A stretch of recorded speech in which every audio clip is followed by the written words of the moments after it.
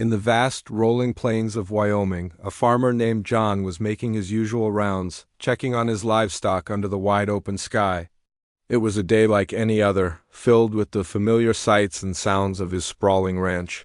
But as he drove his sturdy truck along a dusty track, something unusual caught his eye. A tiny figure was trotting determinedly behind him. Squinting, John realized it was a foal, a very young one, all spindly legs and wide, curious eyes. It was a wild horse, not one of his own. He slowed down, expecting it to scamper off back to its herd, but it didn't. It just kept following, maintaining a steady, hopeful pace behind his truck. John stopped the truck and got out. The foal stopped too, watching him with an expression that was a mix of fear and something else, something that looked a lot like desperation. It was heartbreakingly small, its coat still fuzzy and new. Where was its mother? A wild Marais would never leave her foal alone, especially one this young. John scanned the horizon, searching for any sign of a herd, but the plains were empty. There were no other horses in sight. This little one was completely on its own, a tiny, vulnerable creature in a vast, unforgiving landscape. He tried to shoo it away, gently at first. He figured its mother must be nearby, and he didn't want to interfere.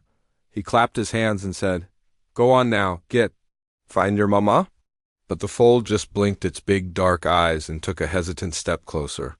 John got back in his truck and drove a little further, hoping the foal would give up and turn back. But when he looked in his rearview mirror, there it was, still trotting along, its little legs working hard to keep up. A pang of worry shot through him.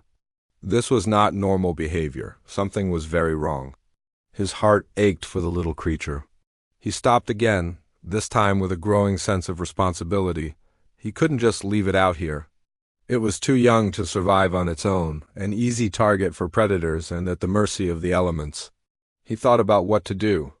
Taking in a wild animal was a big commitment and came with its own set of challenges, but leaving it to its fate? That wasn't an option. As he pondered, the foal took another tentative step forward and let out a soft, trembling whinny. It was a sound of pure loneliness, a cry for help that echoed across the quiet plains and went straight to John's heart. That little whinny sealed the deal. John's resolve hardened. He slowly approached the foal, speaking in a low, soothing voice. "It's okay, little fella, it's okay. I'm not gonna hurt you." To his surprise, the foal didn't bolt. It stood its ground, trembling slightly but seemingly understanding that this human meant no harm. He realized then what the foal had been trying to tell him all along. It wasn't just following his truck randomly. It had chosen him. It saw his vehicle as a source of safety, a large, moving creature that could offer protection. It had lost its mother and, in its desperation, had latched onto the first sign of hope it saw. His truck had become its surrogate parent. Realizing this, John's heart completely melted. This tiny orphan was trusting him with its life. Gently, he managed to guide the foal into the back of his truck. It was a delicate process, but the little one seemed to know it was being rescued. Once inside, it huddled in a corner, exhausted but safe. John drove slowly back to his farmhouse, his mind racing. He called his wife Mary and explained the situation. Mary, with her equally big heart for animals, immediately started preparing a warm stall in the barn with fresh hay and a bucket of water. When they arrived, they carefully led the foal, who they decided to name Dusty, into his new temporary home. Dusty was weak and dehydrated. John and Mary got to work, getting some Mare's milk replacer, and carefully feeding the little guy from a bottle. Dusty drank greedily, his initial fear finally giving way to the comfort of a full belly and a safe place to rest. For the next few days, the couple dedicated themselves to nursing Dusty back to health. They took turns with round-the-clock feedings, just like they would with a human baby.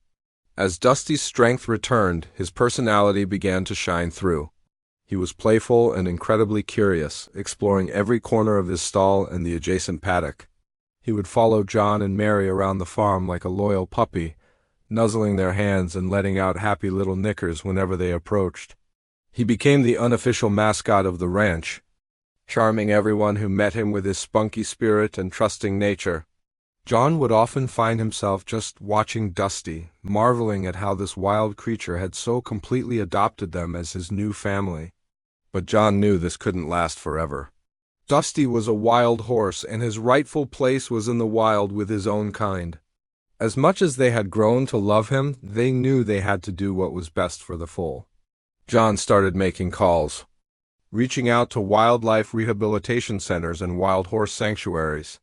He spent hours on the phone, explaining Dusty's story and searching for the perfect place where he could grow up with other horses and eventually be reintroduced to the wild. It was a difficult decision, a true testament to his love for the animal. Finally, he found the ideal place, a sanctuary specializing in rewilding orphaned foals. The staff there were experts and had a program designed to teach young horses the skills they need to survive on their own. The day they had to say goodbye was incredibly emotional.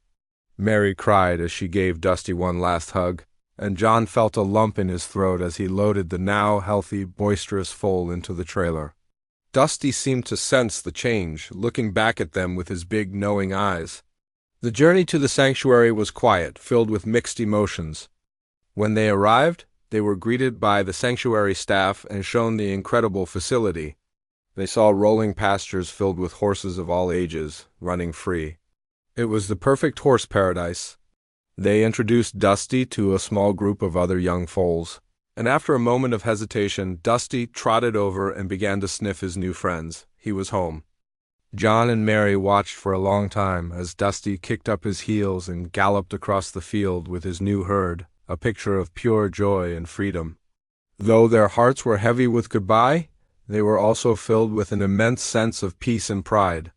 They had saved a life and given a wild animal the second chance it deserved. Driving back to their quiet farm, John looked at Mary and smiled. Their lives had been touched by a small, determined foal who refused to be left behind. Dusty's story became a legend on their ranch, a reminder of the unexpected bonds that can form and the profound truth that sometimes the greatest act of love is letting go. They knew they would never forget the little wild foal who followed a farmer's truck and, in doing so, found his way back to the wild where he belonged.